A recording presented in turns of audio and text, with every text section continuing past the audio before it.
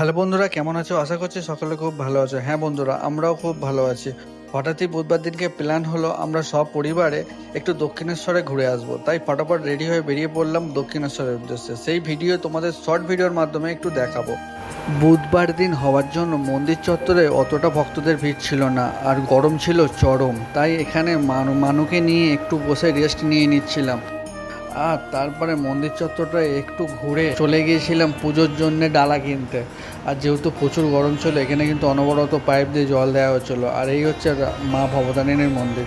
এখান থেকে ডালা সংগ্রহ করে আমরা কিন্তু পুজো দিতে চলে গেছিলাম। আর বেশিক্ষণ আমাদের লাইনে দিতে হয়নি, মাত্র 10 মিনিটের মধ্যেই আমাদের পুজো দেওয়া কমপ্লিট হয়ে গিয়েছিলো।